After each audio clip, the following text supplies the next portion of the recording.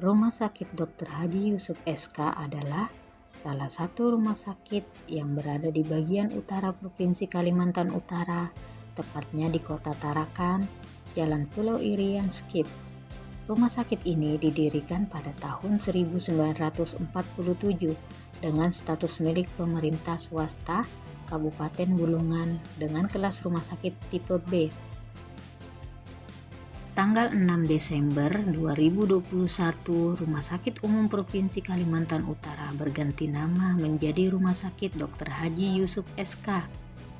Tugas rumah sakit ini yaitu melaksanakan penyusunan dan pelaksanaan kebijakan daerah di bidang pelayanan kesehatan paripurna, pendidikan, dan pelatihan. Visi dan misi Rumah Sakit Dr. Haji Yusuf SK. Visi: menjadi rumah sakit terdepan yang bertumpu pada teknologi, sumber daya manusia, dan kemandirian. Misi: menyelenggarakan pelayanan kesehatan yang paripurna, meningkatkan program pendidikan, pelatihan, dan penelitian, mewujudkan pengelolaan rumah sakit yang profesional. Nomor 3. Struktur organisasi Rumah Sakit Dr. Haji Yusuf SK dengan dikepalai oleh direktur dan diawasi oleh Dewan Pengawas. Dengan wakil terbagi menjadi 3, ada Wakil Direktur Umum dan Keuangan, Wakil Direktur Pelayanan, dan Wakil Direktur Penunjang dan Pengembang. Nomor 4, tugas yang dilakukan perawat, prakam medis, dan fisioterapi. Perawat merupakan salah satu petugas medis yang memiliki peran penting. Tugas utama perawat mencakup mulai dari memantau kondisi pasien, terlibat dalam perencanaan perawat pasien, hingga memberikan edukasi tentang manajemen penyakit. Seorang staf rekam medis bertanggung jawab dalam pemanfaatan data rekam medis sebagai penelitian atau publisitas. Basic data dan informasi tersebut diolah dengan menyediakan rangkuman statistik, medis, dan penyakit untuk publikasi penelitian ilmiah di bidang kesehatan. Staf rekam medis juga harus bertindak cepat jika suatu waktu data rekam medis diperlukan. Oleh karena itu, menjadi staf rekam medis harus teliti dan mahir dalam pengelolaan dan menyimpan data. Fisioterapi berperan dalam menangani berbagai gangguan gerak dan fungsi tubuh akibat cedera, penyakit, atau kecacatan. Fisioterapis juga berperan dalam pemulihan pasca operasi serta mencegah gangguan fungsi dan gerak pada pasien tiarap baring lama. Fisioterapis membantu memelihara dan memulihkan kemampuan bergerak tubuh dengan menggunakan berbagai modalitas berupa alat, terapi manual, latihan pergerakan, serta edukasi pada pasien. Jenis pelayanan yang diberikan. Moto RSUD Dr. Haji Yusuf SK Tarakan yaitu melayani dengan sepenuh hati, di mana melayani dengan ketulusan dan keikhlasan secara profesional dengan tetap menjaga motivasi dan semangat untuk memberi daya juang yang tinggi tanpa putus asa dan memenuhi standarisasi pelayanan yang prima. Adapun nilai yang dianut yaitu trust, tertib, ramah, universal, sehat, transparan. Jenis pelayanan pada RSUD Dr. Haji Yusuf SK Tarakan meliputi: yang pertama, pelayanan rawat jalan.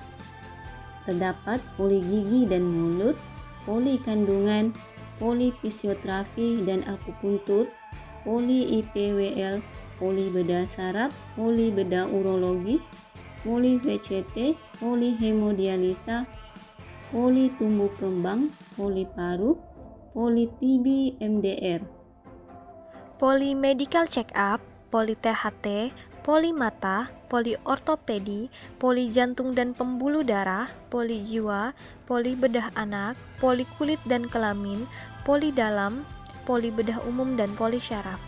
Adapun pelayanan rawat inap, ruang rawat inap NICU, unit pelayanan ini digunakan khusus untuk pasien bayi baru lahir.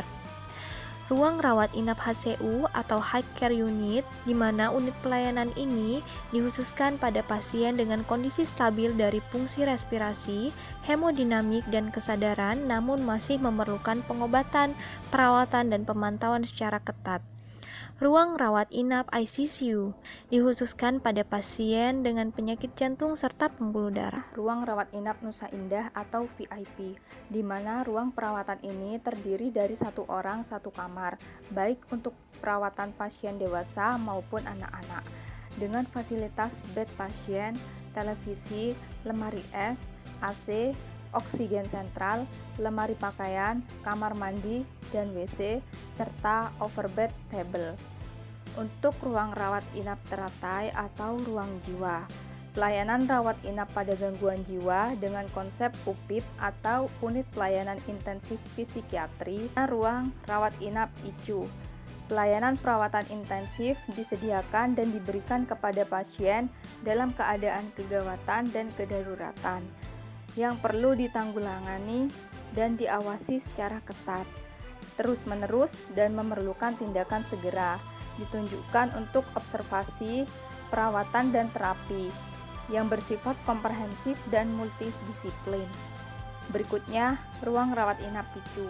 PICU merupakan perawatan khusus yang intensif pediatrik dengan batasan usia 28 hari dan anak-anak sampai umur 18 tahun yang memerlukan perawatan intensif guna mencegah dan mengobati terjadinya gagal organ-organ vital. Ruang rawat inap Asoka kelas 1. Ruang Asoka merupakan bagian atau unit dari rawat inap yang melayani pasien-pasien kelas 1 dengan berbagai jenis penyakit. Ruang rawat inap Anggrek A kelas 2 untuk dewasa. Ruang Anggrek A merupakan ruang perawatan pasien rawat inap bedah dan non-bedah untuk orang dewasa atau lebih dari 18 tahun. Ruang rawat inap kebidanan terpadu. Kebidanan terpadu adalah ruangan yang memberikan pelayanan dalam lingkup kebidanan obstetri dan ginekologi, baik normal maupun tidak normal. Ruang rawat inap Anggrek B untuk kelas 2 dan 3, di mana tempat pelayanan kesehatan yang menyelenggarakan pelayanan medik secara preventif, diagnostik, kuratif, dan rehabilitatif yang ditujukan untuk anak-anak yang berumur 28 hari hingga 18 tahun. Ruang rawat inap Mawar untuk kelas 1, 2, dan 3, di mana ini merupakan ruang perawatan dengan banyaknya bed pasien dan fasilitas yang disesuaikan dengan kelas perawatannya. Ruang rawat inap Aster, unit pelayanan khusus bagi bayi baru lahir yang mempunyai masalah atau sakit sampai usia 28 hari. Ruang rawat inap Dahlia yang terdiri dari kelas 3 untuk perawatan pasien dewasa. Ruang rawat inap Flamboyan, unit perawatan khusus penyakit tuberkulosis. 6. Keterkaitan tugas yang dilakukan dengan pencapaian tujuan instansi. Tugas sebagai perawat memiliki keterkaitan pencapaian instansi, yaitu melayani pasien secara paripurna dengan melayani setulus hati merawat pasien hingga kembali sehat seperti sedia kala. Dengan terus bekerja dan mengembangkan kualitas atau skill yang diharapkan akan mencapai pelayanan dengan kualitas yang baik, profesional memberikan layanan yang adil terhadap pasien. Yang sebaiknya dilakukan untuk memastikan kinerja pelaksanaan tugas tersebut menjadi lebih baik ialah melalui perwujudan Smart ASN. Smart ASN yang perlu dilakukan diantaranya ialah setiap perawat yang bekerja sebagai aparatur sipil negara memiliki target kinerjanya masing-masing. Dengan adanya target kinerja tersebut akan memacu pelayanan yang kompetitif, inovatif, dan kreatif. Pengukuran dan penilaian prestasi kerja didasarkan pada pencapaian target kerja sesuai standar atau harapan, bukan berdasarkan pertimbangan subjektif dari pimpinan atau atasan langsung. Penilaian kerja bersifat objektif, terukur, akuntabel, dan transparan, sehingga tak ada pilih kasih dalam penilaian karena proses bersifat objektif.